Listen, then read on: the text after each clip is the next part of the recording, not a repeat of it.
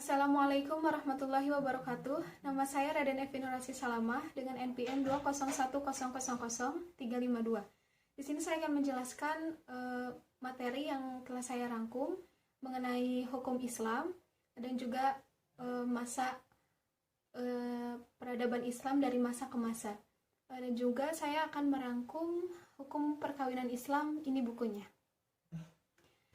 Yang pertama saya akan menjelaskan tentang pengertian hukum Islam. Hukum Islam merupakan sistem kaidah-kaidah yang didasarkan pada wahyu Allah Subhanahu wa taala dan sunnah Rasul mengenai tingkah laku mukallaf atau yang bisa kita sebut dengan orang yang sudah dapat dibebani dengan kewajiban. Hal ini diakui dan diyakini serta mengikat bagi para pemeluknya. Hal ini juga telah dilakukan oleh Rasulullah SAW secara total. Dasar hukum Islam ialah Al-Quran dan hadis. Kemudian ada asas hukum Islam. Asas ialah akar, di mana seseorang yang beriman harus mempunyai akar atau pondasi yang kuat, sehingga ia akan bertakwa kepada Allah. Jika dia tidak mempunyai pondasi atau akar yang kuat, maka di kehidupannya yang sekarang ini, dia akan jauh dari Allah, dan dia akan mendapatkan kesusahan baik di dunia maupun di akhirat nanti. Kemudian ada ruang lingkup hukum Islam. Ruang lingkup hukum Islam terbagi menjadi dua, yaitu ibadah dan muamalah. Ibadah merupakan seluruh apa yang dicintai oleh Allah Subhanahu wa taala, baik berupa perbuatan maupun ucapan yang zahir maupun yang batin. Contohnya seperti melaksanakan sholat, membayar zakat, melaksanakan puasa, melaksanakan ibadah haji, dan melaksanakan ibadah-ibadah lainnya. Dan hal ini disebut dengan hablum minallah. Ada muamalah. Muamalah merupakan ketetapan Allah Subhanahu wa taala yang menyangkut kehidupan sosial yang disebut dengan hablum minan nas. Hubungan ini terjadi ketika kita hidup di dunia dan akan menjadi bekal kita di akhirat nanti. Karena hubungan yang baik dengan sesama manusia tentu akan mendapatkan pahala dari Allah Subhanahu wa taala. Tujuan hukum Islam secara umum yaitu darul mafasadi wijalbul masolihi, yang artinya mencegah terjadinya kerusakan dan mendatangkan kemaslahatan. Abu Ishaq Ash-Shatibi merumuskan 5 tujuan Islam, diantaranya memelihara agama, memelihara jiwa, memelihara akal, memelihara keturunan, dan harta. Kemudian ada hukum Islam dan kurikulum nasional. Yang pertama ada alasan sejarah, karena Indonesia waktu dulu dijajah oleh Belanda yang membawa hukum Belanda ke Indonesia. Dan kemudian setelah itu Belanda mendirikan perguruan tinggi, di mana orang-orang tersebut ada orang Belanda yang beragama Islam, sehingga mereka mengajarkan hukum Islam di sana. Ada alasan penduduk, karena mayoritas di Indonesia itu adalah Muslim, jadi kita harus tahu sumber-sumber hukum Islam itu seperti apa dan bagaimana. Yang mengembangkan hukum Islam itu adalah Muslim itu sendiri. Ada alasan yuridis. Yuridis artinya hukum atau sumber hukum, jadi apapun yang kita lakukan harus berdasarkan hukum-hukum, agar tidak melanggar norma agama maupun norma berwarga negara. Yang keempat ada alasan ilmiah, karena hukum Islam dikaji dan bersifat empiris atau nyata di masyarakat. Hal ini sudah ada di majelis-majelis, lembaga-lembaga di masyarakat, kelompok pengajian, serta tahfiz. Kemudian sejarah pertumbuhan hukum Islam dari masa ke masa. Yang pertama pada masa Nabi Muhammad SAW. Pada masa ini sangatlah penting bagi umat Islam. Pengakuan terhadap Allah Subhanahu wa taala tidaklah lengkap tanpa pengakuan terhadap kerasulan Nabi Muhammad SAW. Konsekuensinya, umat Islam harus mengikuti firman-firman Allah Subhanahu wa taala yang terdapat dalam Al-Qur'an dan juga sunnah Nabi yang dicatat dalam kitab-kitab dan hadis-hadis. Pada saat Nabi Muhammad masih hidup, tugas untuk mengembangkan dan menafsirkan hukum itu terletak pada diri beliau sendiri, melalui perbuatan, ucapan, maupun sikap diam atau yang disebut dengan sunnah. Beliau mempergunakan Al-Quran sebagai norma dasar untuk memecahkan suatu masalah pada masanya yang digunakan dengan sebaik-baiknya. Pada masa kedua yaitu pada masa Khulafaur Rasyidin.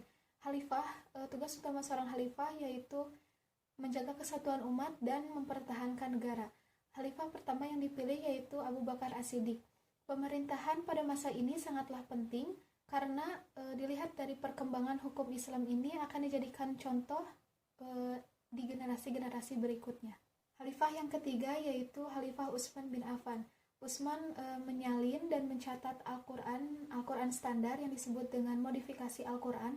Setelah Utsman wafat, digantikan oleh Ali bin Abi Thalib yang merupakan menantu sekaligus keponakan dari Nabi Muhammad.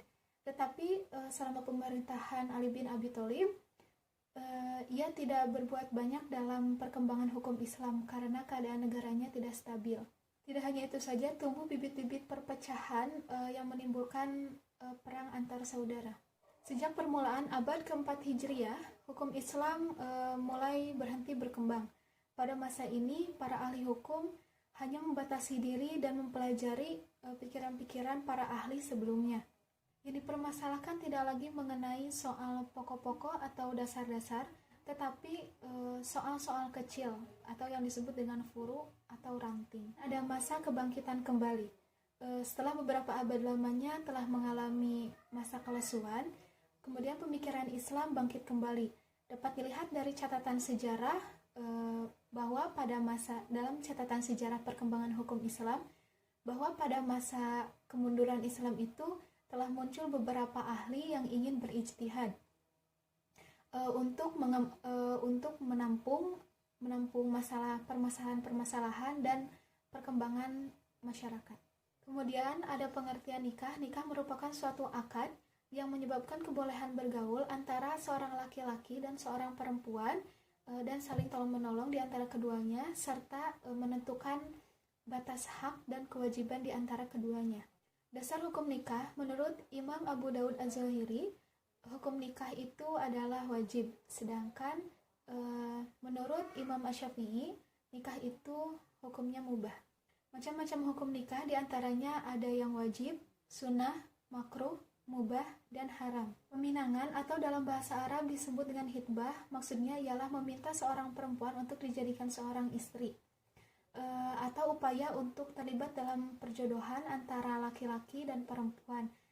Umumnya ini berlaku dalam suatu masyarakat. Kemudian ada asas hukum nikah. Asas hukum nikah yang pertama yaitu asas kesukarelaan, asas persetujuan, asas kebebasan, asas kemitraan suami istri, asas untuk selama-lamanya, asas kebolehan atau mubah, asas kemaslahatan hidup, asas kepastian hukum, asas menolak mudarat dan mengambil manfaat, asas personalitas keislaman, dan asas monogami terbuka. Tujuan menikah yang pertama yaitu memenuhi tuntutan naluri manusia yang asasi, yang kedua sebagai benteng yang kokoh bagi akhlak manusia, yang ketiga menegakkan rumah tangga yang islami, keempat meningkatkan ibadah kepada Allah, dan yang kelima memperoleh keturunan. Hikmah nikah yang pertama yaitu menyambung silaturahmi, yang kedua menjaga pandangan yang liar, yang ketiga menjaga diri dari perzinahan, yang keempat estafeta amal manusia, yang kelima estetika kehidupan, yang keenam mengisi dan menyemarakan dunia, dan yang terakhir menjaga kemurnian nasab. Kemudian ada syarat dan rukun nikah. Rukun nikah terdiri dari calon suami, calon istri, wali nikah, 2 orang saksi, ijab, dan qabul. Syarat menikah menurut ilmu fikih, yang pertama, calon suami atau calon istri harus jelas identitas seksualnya bagaimana, apakah itu laki-laki atau perempuan. Kemudian yang kedua, keduanya harus terbebas dari perkawinan. Calon suami disyaratkan beragama Islam, sedangkan dari wanita tidak disyaratkan beragama Islam tetapi bukan musyrik. Sebagian ulama berpendapat bahwa laki-laki muslim boleh melakukan perkawinan dengan wanita ahli kitab, Yahudi, dan Nasrani. Bagian ulama mengharamkannya karena kondisi ahli kitab saat ini maupun pada saat para ulama masih hidup itu tetap saja disebut dengan musyrik. Di samping itu, menurut mereka keharaman perkawinan ini terjadi karena berbagai kemudaratan. Kemudian ada nikah yang diharamkan. Nikah yang diharamkan yang pertama yaitu adalah nikah mut'ah. Nikah mut'ah atau nikah muqawwats atau nikah munqati merupakan nikah untuk jangka waktu tertentu. Lamanya bergantung pada permufakatan antara pihak laki-laki dan pihak perempuan yang melaksanakannya. Bisa sehari, sebulan, seminggu, bahkan seterusnya. Yang kedua ada nikah syigor. Nikah syigor terjadi pada masa orang Arab jahiliyah dulu. Syigor merupakan pertukaran wanita dari satu laki-laki ke laki-laki lain. Syigor ini meniadakan mas kawin sebagai suatu kewajiban, dan menggantikannya dengan kehormatan wanita. Yang ketiga ada nikah tahlil. Tahlil artinya menghalalkan. Maksudnya ialah nikah tahlil merupakan suatu bentuk perkawinan yang semata-mata untuk menghalalkan kembalinya suami kepada mantan istrinya akibat hak rujuk setelah talak 3. Yang keempat ada kawin gadai atau kawin pinjam, merupakan seorang laki-laki yang menyuruh atau mengizinkan istrinya untuk bergaul dengan laki-laki terpandang atau bangsawan. Tujuannya adalah untuk mencari bibit dari hasil hubungan tersebut. Adapun anak yang lahir dengan orang terpandang itu, maka anak itu akan dinisbatkan kepada suami dan istrinya tersebut. Yang kelima ada poliandri. Poliandri artinya banyak laki-laki, maksudnya ialah seorang wanita yang digauli oleh banyak laki-laki dalam kurun waktu yang sama. Jika seorang wanita ini hamil dan melahirkan, maka ia akan mengumpulkan laki-laki tersebut yang sering menggaulinya, kemudian ia akan menunjuk siapa ayah dari kandungan tersebut. Yang keenam ada kawin waris. Salah satu kebiasaan bangsa Arab yaitu mengawini mantan istri ayahnya. Istri-istri mendiang dari ayahnya dianggap sebagai warisan, seperti harta benda. Jika si anak ingin mengawininya, maka anak itu tidak usah memberikan mahar. Dia boleh mengawinkan istri ayahnya kepada orang lain dan dia menerima maharnya. Ahli waris juga dapat mencegah istri ayahnya untuk menikah lagi dengan orang lain dan membiarkannya menjanda seumur hidup. Kemudian ada hak dan kewajiban suami istri. Hak kewajiban suami terhadap istri yaitu memberikan mahar, memberi nafkah, tempat dan pakaian, menggauli istri secara baik, menjaga istri dari dosa, dan memberikan cinta dan kasih sayang kepada istri. Kewajiban istri terhadap suami yaitu taat kepada suami. Yang kedua, menjaga diri saat suami tak ada. Yang ketiga, mengikuti tempat tinggal suami. Perjanjian nikah merupakan perjanjian yang dibuat antara satu pihak dengan pihak lainnya, dan hal ini termasuk dalam aspek muamalah. Dalam hal muamalah, para pihak bebas melakukan apa saja selama perbuatan itu tidak bertentangan dengan hukum Islam.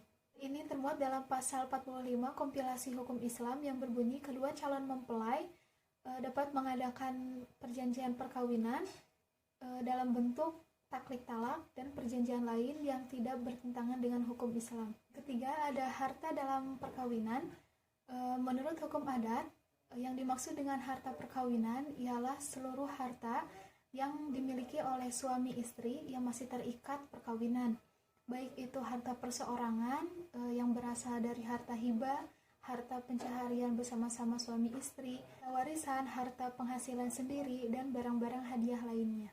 Kemudian ada poligami. Poligami artinya kawin banyak. Maksudnya ialah seorang laki-laki memiliki beberapa istri dalam waktu yang sama.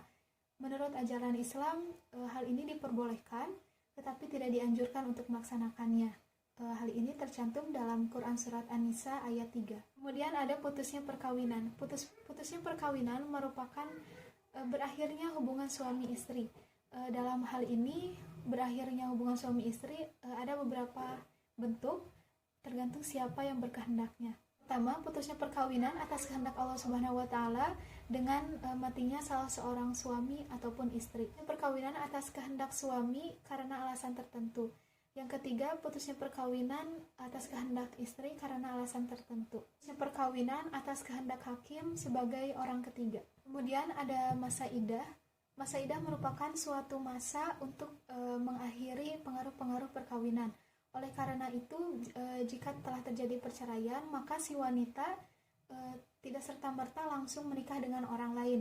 Wanita ini harus menunggu iddahnya sampai selesai, dan jika ia sedang hamil, maka iddahnya sampai melahirkan. Kemudian ada macam-macam iddah. Macam-macam iddah terbagi menjadi dua, yaitu ada cerai hidup dan cerai mati. Cerai hidup yaitu yang pertama karena cerai hidup belum dukhul atau belum terjadinya koitus atau belum berhubungan seksual. Dua, ada perceraian hidup dan dalam keadaan hamil. Yang ketiga, perceraian hidup dan dalam keadaan tidak hamil, belum haid atau putus haid. Keempat, perceraian hidup sudah dukhul dan masih haid, maka masa iddahnya selama 3 kali quru. Ada hikmah iddah, yaitu kita dapat mengetahui kebersihan rahim si wanita yang telah ditalak atau karena kematian suaminya. 2. Memperpanjang masa kembali mantan suami pertamanya untuk merujuk kembali kepada mantan istrinya dalam kasus talak raj'i. 3. Masa berkabung untuk istri yang ditinggal suaminya untuk mengenang kembali masa-masa saat bersama suaminya. Materi selanjutnya yaitu tentang pengurusan anak. Menurut Konvensi Hak Anak Internasional, salah satu hak anak tidak boleh dipisahkan dengan orang tuanya oleh sebab apapun juga. Hak asasi ini idealnya menjadi dasar bagi pasangan suami istri maupun majelis hakim dalam memutuskan perkara perceraian. Prakteknya, pengadilan pun biasanya memberikan hak perwalian dan pemeliharaan anak di bawah umur kepada ibu. Ini terdapat dalam pasal 105 Kompilasi Hukum Islam yang berbunyi, anak yang belum berusia 12 tahun adalah hak ibunya. Setelah anak itu berusia 12 tahun, ia diberi kebebasan untuk memilih apakah ia akan diasuh bersama ayahnya ataukah ibunya. Materi rujuk dan tata cara rujuk. Pengertian rujuk. Rujuk merupakan bersatunya kembali sepasang suami istri dalam ikatan pernikahan setelah terjadinya talak raj'i, yaitu antara talak 1 dan talak 2 dan sebelum habisnya masa iddah. Kemudian ada tata cara rujuk. Tata cara rujuk yang pertama yaitu di hadapan pegawai pencatat nikah, suami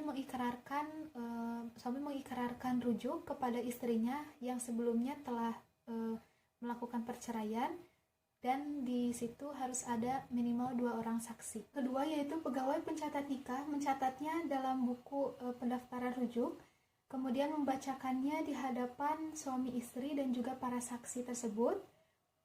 Kemudian masing-masing membubuhkan tanda tangan. Ketiga, PPN membuatkan kutipan buku pendaftaran rujuk rangkap 2 dengan nomor dan kode yang sama. Keempat, kutipan diberikan kepada suami istri yang rujuk.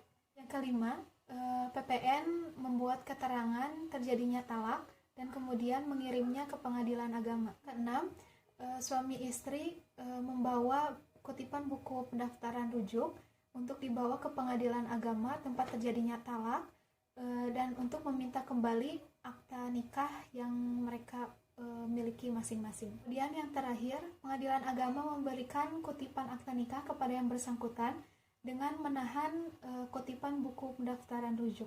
Materi terakhir yaitu materi perkawinan campuran dan perkawinan di bawah umur.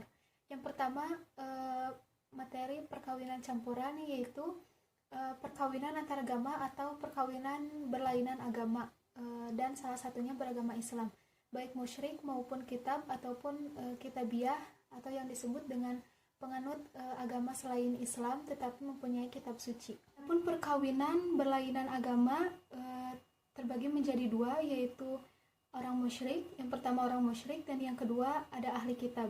Yang pertama orang musyrik terdapat dalam Quran surat Al-Baqarah ayat 221 yang berbunyi, A'udzu billahi minasyaitonir rajim. Bismillahirrahmanirrahim. Wa la tankihul musyrikati hatta yu'min wa la amatun mu'minatun khairum min musyrikatin walau a'jabatkum. ولا تنكحوا المشركين حتى يؤمنوا ولعبد مؤمن خير من مشرك ولو أعجبكم أولئك يدعون إلى النار والله يدعو إلى الجنة والمغفرة بإذنه ويبين آياته للناس لعلهم يتذكرون صدق الله العظيم. Yang artinya, janganlah kamu menikahi wanita-wanita musyrik sebelum mereka beriman. Sesungguhnya wanita budak yang mukmin lebih baik dari wanita musyrik, walaupun dia menarik hatimu. Dan janganlah kamu menikahkan orang-orang musyrik dengan wanita-wanita mukmin sebelum mereka beriman. Sesungguhnya budak yang mukmin lebih baik dari orang musyrik, walaupun dia menarik hatimu. Mereka mengajak ke neraka, sedang Allah mengajak ke surga dan ampunan dengan izinnya. Dan Allah menerangkan ayat-ayatnya, perintah-perintahnya kepada manusia supaya mereka mengambil pelajaran. Yang kedua yaitu ahli kitab. Hal ini termuat dalam Quran surat Al-Maidah ayat 5 yang artinya, pada hari ini dihalalkan bagimu segala yang baik-baik, makanan atau dari sembelihan. Ahli kitab itu halal bagimu dan makananmu halal bagi mereka. dan dihalalkan bagimu menikahi perempuan-perempuan yang menjaga kehormatan di antara perempuan-perempuan yang beriman dan perempuan-perempuan yang menjaga kehormatan di antara orang-orang yang diberi kitab sebelum kamu. Apabila kamu membayar mas kawin mereka untuk menikahinya, tidak dengan bermaksud berzina dan bukan untuk menjadikan perempuan piaraan. Barang siapa kafir setelah beriman, maka sungguh sia-sia amal mereka, dan di akhirat dia termasuk orang-orang yang rugi. Keharaman wanita muslimah dengan laki-laki yang bukan Islam ini berdasarkan pertimbangan kemudaratan. Seandainya jika perkawinan ini terjadi, maka akan mendatangkan kemudaratan bagi wanita tersebut. Yang kedua, ada perkawinan di bawah umur. Sebenarnya di dalam fikih tidak dijelaskan usia berapa harus menikah baik laki-laki ataupun perempuan. Tetapi kita dapat lihat dari akil baliknya, akil balik dari wanita itu 9 tahun diikuti oleh menstruasi atau haid, sedangkan untuk pria itu 15 tahun jika dia telah bermimpi jima atau koitus. Sekian pemaparan yang telah saya sampaikan. Mohon maaf apabila ada kata-kata yang salah ataupun penyampaian yang salah. Billahi taufiq wal hidayah. Wassalamualaikum warahmatullahi wabarakatuh.